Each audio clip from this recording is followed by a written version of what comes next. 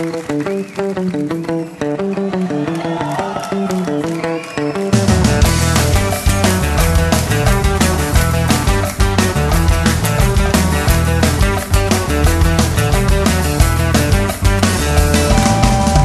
não sabemos escolher presidente, a gente não sabemos tomar conta da gente, a gente não sabemos nem escovar o dente. Tem gringo pensando que nós é inteligente. Olá pessoal, finalmente depois de 2 vídeos pilotos eu posso me apresentar. Eu me chamo Denilson Júnior, vulgo Dedê, e curso licenciatura em Física na Universidade Federal de São Carlos, a UFSCar. Sim, estou cometendo a loucura de querer ser professor. Como vocês puderam ver, o conteúdo desse canal é voltado às discussões das questões sociocientíficas, cujo objetivo específico é mostrar que os argumentos científicos têm tanto valor quanto de outros grupos, porque a comunidade científica não possui interesses neutros, pelo contrário, ela tem suas próprias ambições. Perceba que deixamos isso bem claro com a presença da bomba atômica na nossa introdução, que, por exemplo, teve em seu desenvolvimento grande influência política.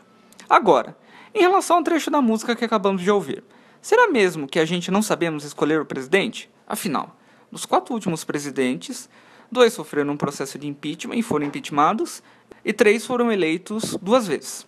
Será que somos nós ou existe algo a mais? Vamos ver algumas manchetes e discutir um pouco. Perceba que existe um descontentamento com o sistema político, não só no nosso país, mas nos Estados Unidos também.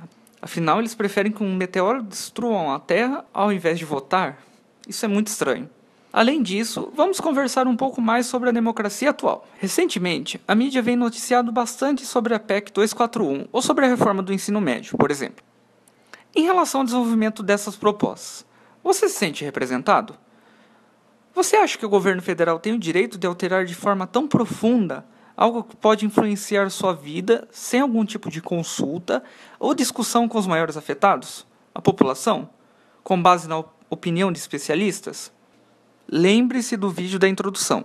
A bomba atômica teve um interesse político em seu desenvolvimento. Isso nos dá indício de que o desenvolvimento científico, mais especificamente a opinião dos especialistas, são interessadas em algo. Por que o interesse dos cientistas é melhor e mais louvável que o meu e o seu interesse? Qual a legitimidade desse tipo de tomada de decisão? Não estamos dizendo que se estão certas ou erradas, mas você não acha que poderia existir mais discussões? Bom, são muitas questões, certo? Nesse ponto, podemos perder a esperança na vida e apenas chorar?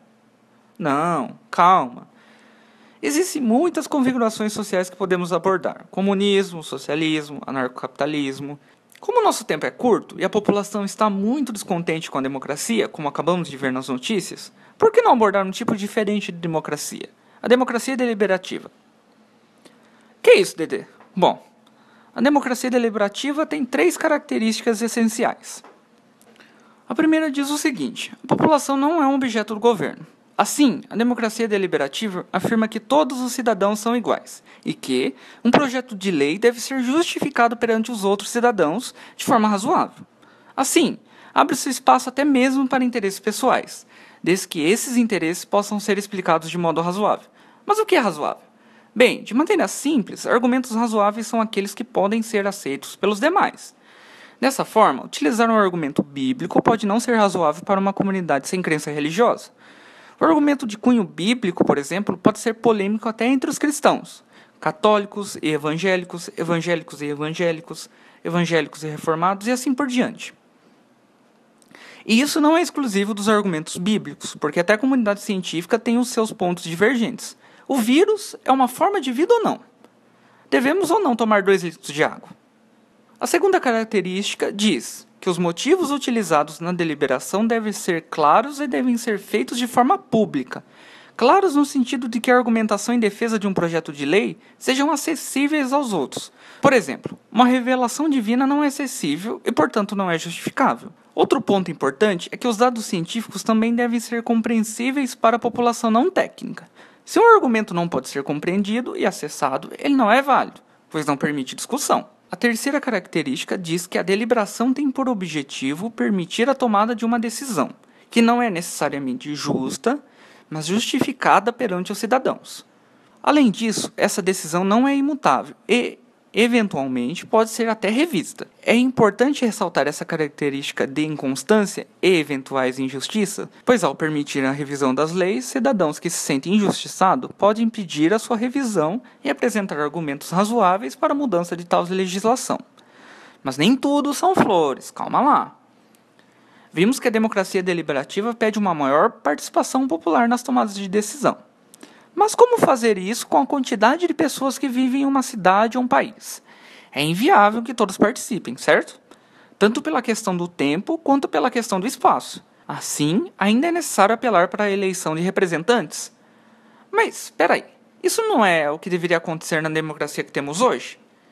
Em relação a essa representação, por exemplo, Francisco Tavares afirma que os movimentos sociais, como greves, ocupação de prédios públicos e assim por diante, produzem maiores mudanças sociais do que uma Câmara com políticos discutindo.